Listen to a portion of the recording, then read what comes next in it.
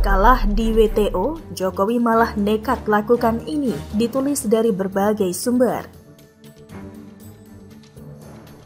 Sebelum kita lanjut, jangan lupa subscribe dan nyalakan loncengnya agar Anda menjadi yang pertama mendapatkan informasi dari jurnal terupdate. Meski kalah gugatan nikel di WTO, Presiden Jokowi menegaskan bahwa kebijakan hilirisasi bahan mentah akan terus dilanjutkan. Kita dibawa ke WTO. Baru 2 bulan yang lalu kita kalah, tapi keberanian kita menghilirisasi bahan-bahan mentah, itulah yang akan terus kita lanjutkan. Meskipun kita kalah di WTO, kata Jokowi dalam silaturahmi relawan Nusantara Bersatu di Stadion Gelora Bung Karno atau GBK Senayan, Jakarta, Sabtu 26 November. Yang paling penting, kata Jokowi, Indonesia harus menjadi negara berani dalam mengambil keputusan dan tidak takut atas tekanan dari negara lain. Dengan berani ambil keputusan, Indonesia diharapkan bisa menjadi salah satu dari 5 besar negara dengan ekonomi terkuat pada 2045. Pertanggal 1 Januari 2020 lalu, Jokowi mengejutkan dunia dengan kebijakannya atas pelarangan ekspor biji nikel. Larangan ini diatur dalam Peraturan Menteri Energi dan Sumber Daya Mineral atau ESDM Nomor 11 Tahun 2019 tentang perubahan kedua atas Peraturan Menteri Energi dan Sumber Daya Mineral Nomor 25 Tahun 2018 tentang pengusahaan pertambangan mineral dan batu bara. Sejak kebijakan ini dibuat, ekspor atas besi baja meningkat pesat. Jokowi mengatakan ekspor besi baja dalam paruh pertama tahun ini telah menembus 10,5 miliar dolar Amerika Serikat atau sekitar 152 triliun rupiah. Menurut asumsi kurs Rp14.500 per dolar Amerika Serikat saat itu. Namun kebijakan Jokowi yang cukup menguntungkan perekonomian nasional ini ditanggapi sinis oleh negara-negara Uni Eropa. Walhasil tanpa pakai waktu lama, Uni Eropa yang saat itu hanya mengimpor biji nikel sebanyak 2% saja mengajukan gugatan lewat World Trade Organization atau Organisasi Perdagangan Dunia. Apa komentar Jokowi atas gugatan Uni Eropa? Kebijakan kita mengenai hilirisasi ini akan kita teruskan. Kalau kita stop nikel atau biji, nikel stop. Meskipun kita dibawa ke WTO oleh Uni Eropa, silahkan, gak apa-apa, ini nikel kita kok, dari bumi negara kita kok, silahkan. Ungkapnya dengan santai. Kebijakan pelarangan kekayaan alam Indonesia ini bukan tanpa alasan. Berpuluh tahun sudah Indonesia dibodohi negara-negara Eropa karena selalu menjual sumber alamnya dalam bentuk bahan mentah. Kemudian sumber alam yang dijual dalam bentuk mentah tadi masuk kembali ke Indonesia dalam bentuk import barang jadi dengan harga yang jauh lebih mahal dari bahan mentah tentu saja. Analoginya begini, kalau punya sawah lalu panen dan kamu jual padimu dalam bentuk gabah dengan harga misalkan Rp3.000 per kilogram. Untuk makan kamu perlu beras dan kamu beli beras dari orang yang kemarin membeli gabahmu seharga Rp11.000 per kilogram. Kemudian kamu berpikir, kenapa gak kita olah sendiri gabah jadi beras? Kalau orang itu mau beli, ya beli beras lah. Kita kasih harga Rp9.000 per kilogram, biar kalau dia mau jual lagi masih untung Rp2.000 per kilo. Seperti itu pemikiran Jokowi atas nikel Indonesia. Uni Eropa tidak suka dengan keputusan Jokowi yang tidak mau lagi menjual nikel mentah pada mereka. Lalu gugatan pun dilayangkan.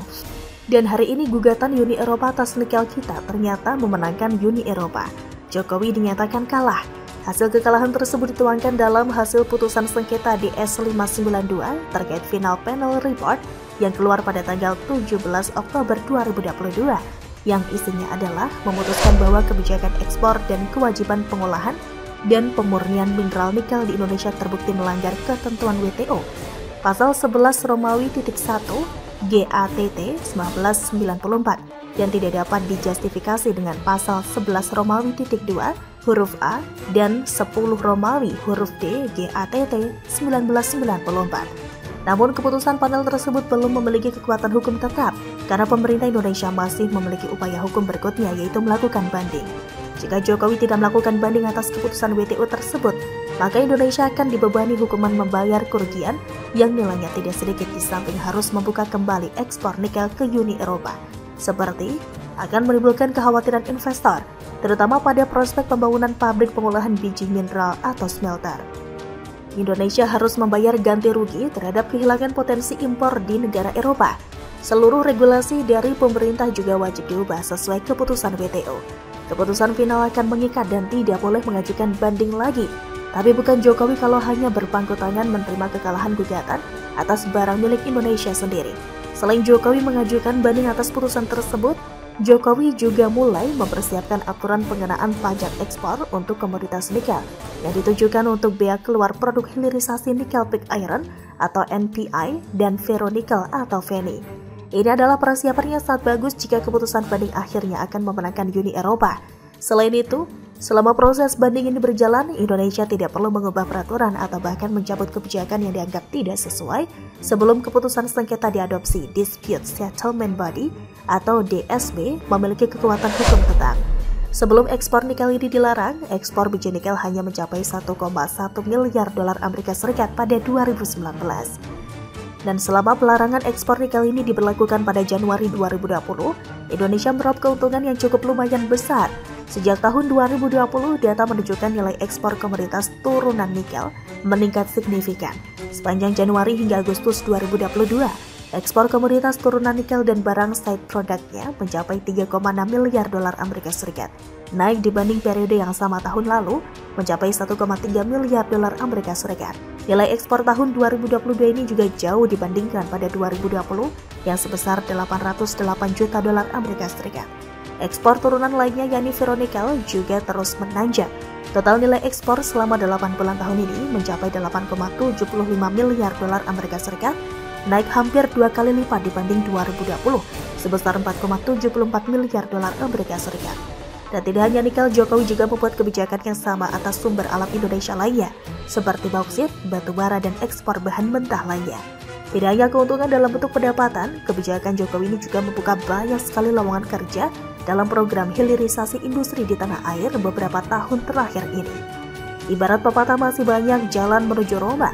Jika dalam banding pun Jokowi kalah, Indonesia tetap akan mendapatkan keuntungan. Dari sisi harga boleh-boleh saja murah karena yang dijual adalah nikel mentah. Tapi sebagai salah satu negara produser nikel terbesar di dunia, Jokowi bebas untuk menentukan berapapun besaran pajak yang akan dikenakan jika Uni Eropa mau membeli nikel Indonesia. Indonesia lost nothing jika Uni Eropa gak mau beli nikel mentah, gara-gara pajaknya yang ketinggian. Wong dari awal juga Indonesia melarang mengekspor nikel kok. Terus Uni Eropa bisa apa? Jokowi kok dilawan. Bagaimana menurut Anda?